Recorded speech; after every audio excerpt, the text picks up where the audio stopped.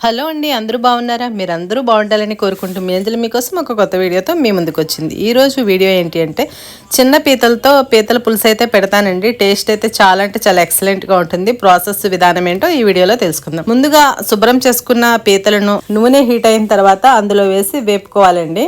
ఈ కలర్ వచ్చే వరకు వేపుకోవాలి. వేపుకున్న తర్వాత పక్కన ఒక గిన్నెలో తీసి పెట్టుకోవాలి. తర్వాత అదే నూనెలో తగినంత కరివేపాకు అయితే వేసుకోవాలండి. కరివేపాకు వేసిన తర్వాత ఒక పెద్ద సైజు ఉల్లిపాయ, 4 పచ్చిమిర్చి క్రష్ చేసి వేసుకొని పచ్చివాసన పోయేలాగా వేపుకోవాలండి. తర్వాత మసాలా అయితే వేసుకోవాలి. మసాలాలో ఏమేమి వేసుకోవాలో నేను ఇప్పుడు చెప్తాను, నోట్ చేసుకోండి. గసగసాలు 1 స్పూను, జీలకర్ర 3/4 స్పూను, ధనియాలు 1 స్పూను, లవంగాలు 5, చెక్క అంగుళం, అల్లం 2 అంగుళాలు, వెల్లుల్లి 6 రెక్కలు మీడియం సైజువి, యాలకులు 2, కొబ్బరి 2 అంగుళాలు అన్ని కలిపి పేస్ట్ చేసి వేసుకోవాలండి. ఉప్పు, కారం, పసుపు వేసి వేపుకోవాలండి. తర్వాత మనం వేపి పెట్టుకున్న పీతలను అయితే వేసుకొని బాగా మిక్స్ అయ్యేలాగా మసాలా కలుపుకోవాలి. పీతలు వేసిన తర్వాత మూత పెట్టి ఒక 2 నిమిషాలు మగ్గించుకోవాలండి. తర్వాత తగినన్ని వాటర్ అయితే వేసుకోవాలి. ఈ వాటర్ ఒక బాయిల్ వచ్చిన తర్వాత పులుపుకు తగినంత చింతపండు గుజ్జు అయితే వేసుకోవాలండి. అందులో కొంచెం బెల్లం అయితే వేసుకోవాలి. ఇలా బెల్లం వేసుకోవడం వల్ల మనకి పులుపు వల్ల వచ్చే సైడ్ ఎఫెక్ట్స్ అయితే ఏమీ రావండి. ఇది దగ్గర పడే వరకు కుక్ చేసుకోవాలండి.